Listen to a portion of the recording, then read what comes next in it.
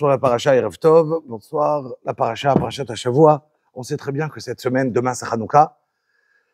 Et Hanouka, ça tombe parachat Miketz, et ça tombe pratiquement tout le temps, avec Hanouka. Juste, on a dit qu'il va être Katsar, juste une idée simple. On sait très bien que il y a un point qui s'est passé dans la paracha très important. On retrouve un garçon qui est en plein prison, qui n'a aucun espoir de sortir de cette prison. Il est dans le trou, ça fait 12 ans. Tout ce qu'il peut essayer de ressortir, ça marche pas. D'imaginer qu'il va devenir d'un coup le contraire, le Mishneh Lemelech, le vice-roi, celui qui va décider tout en Égypte, c'était impossible parce qu'en Égypte, en plus, il y avait une loi qu'un esclave ne peut pas accéder au trône. Et là, voilà que on va nommer un jeune, ivri, quelqu'un qu'on ne sait pas c'est qui, un ancien esclave, on le nomme en tant que roi. C'est inimaginable une chose pareille. C'est prendre quelqu'un de tout en bas et mettre tout en haut. Ça, c'est la paracha. Hanouka, exactement la même chose. On sait très bien que l'âme Israël, on était à la pire des périodes du peuple juif. On était, âme Israël, en train de perdre. La majorité du peuple juif ne faisait plus Shabbat.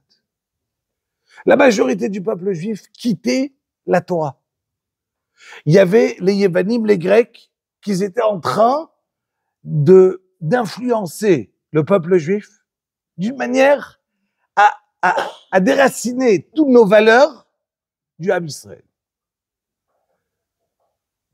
D'imaginer que c'est possible que un petit groupe de personnes, on va renverser une petite famille, ils vont venir, qu'ils étaient faibles, qu'ils étaient rien. Venir et renverser d'un coup, devenir à rattraper la Meloucha, remettre le Beth Amikdash, refaire le tout d'un coup, c'est inimaginable. Ce passé, Magbiyash Falim Admarom, comme on dit dans la Tfila. Kadosh Baruch Hu, il prend quelqu'un qui est tout en bas, d'un jour à l'autre, il le met tout en haut. Et ça, c'est extraordinaire. Pour l'histoire, il y a quelqu'un en Amérique, au New Jersey, qui habite à Lakewood, un garçon qui a fait tchouva. Et voilà que son père, il était très, très, très riche. Mais quand lui, il a décidé d'aller à la yeshiva, son père, il lui a dit, la yeshiva, c'est non. Si tu vas à la yeshiva, je te connais plus. Le papa, il avait passé la Shoah et pour lui, on est plus juif, entre guillemets. On lâche tout et c'est fini. Partir à la yeshiva, redevenir religieux, c'était pas pour lui. Donc, lui, il est parti au New Jersey, il est parti dans une yeshiva de Balei Tchouva, il a appris la Torah. Un jour, on lui a proposé une juive qui était guillorette, une convertie, qu'elle-même s'est convertie très sérieusement, que son père, c'était un des milliardaires de New York. Et elle a décidé de tout lâcher. Son père, il a renié de la maison et ils se sont mariés sans les parents, personne, vivre dans la pauvreté. Lui, il étudie au collège à Lakewood. Et voilà que passe 1 an, 2 ans, un enfant, 2 enfants, 3 enfants. Ils vivent dans la pauvreté totale. Il n'y a rien. Ils prient à Kadosh Baruch Hu, Hashem. Mes parents, milliardaires. Nous, on n'a pas de quoi manger. Ils se sont pris à étudier Chovat Alvavot, chez Arabi Tachod, d'étudier des livres de morale, de Moussar, pour se renforcer. Kadosh Baruch Hu, on n'a rien. Et comment c'est possible? Ils ont essayé de partir voir les parents. Les parents, ils les ont renvoyés balader, rien du tout. Un jour, il a décidé, je suis obligé de faire la Ishtadlut, d'avoir une part de ça.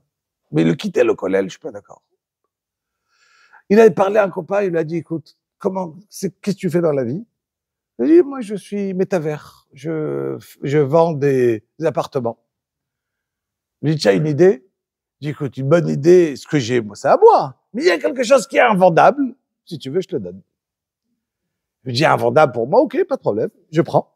Quelle différence? Moi, je sais rien faire. Mais je suis d'accord. Il a dit, voilà, à Manhattan, il y a un local, un immeuble. Le gars, il en veut 40 millions de dollars. Ça le vaut pas. Donc c'est invendable. C'est tout, ça fait longtemps sur le marché. Le gars, lui-même, il est milliardaire. Il s'en fiche. Ça traîne. Et il veut pas descendre du prix, c'est invendable. Lui dit, tu veux, vas-y. Il dit, ok, pas de problème, juste organise-moi un rendez-vous avec le gars, que je puisse prendre un mandat. Je dis, pas de problème. Il lui a organisé le rendez-vous, il arrive, et voilà que il est d'accord, il lui dit, pas de problème, 1% et demi de l'AISCA, de l'affaire, si j'arrive, tu prends. Très bien. Il rentre chez lui à la maison, Ben Asdarim, entre 2h et 4, quand un avril il est à la maison, il appelle un petit journal local. Il dit, je peux mettre une moda, une petite annonce, la moins chère, parce que j'ai pas d'argent. Et il met qu'il y a un local à vendre. Maintenant, ce genre de local ne se met pas dans des journaux locaux, c'est dans des trucs de classe. Qui va acheter de cette manière un local à 40 millions? Il dit, mais c'est Maïch Tadlout. C'est ce que moi je dois faire. J'ai pas de parnassa, j'essaye. Et voilà que le soir même qui s'est passé, il a un téléphone et pour le faire court, en 10 jours après, l'affaire était signée. Il a gagné des deux côtés 1% et demi, 1,2 million. Du coup, il s'est fait Hachem comme quelqu'un qui sait vendre quelque chose qui est invendable. Du coup, il a ouvert son misrad de Tibour. Il est au Kollel. Entre 2h et 4h, qu'il n'y a pas Kollel, il travaille pour recevoir Yves des autres, il va vendre. Il est aujourd'hui un des plus grands riches là-bas au Kollel.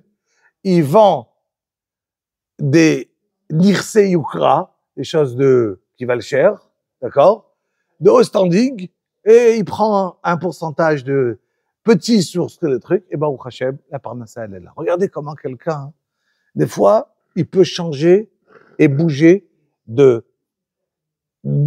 jour à l'autre, comment tout peut changer. Et c'est ça, le limoud qu'on a de la paracha, on a la limoud de Hanouka.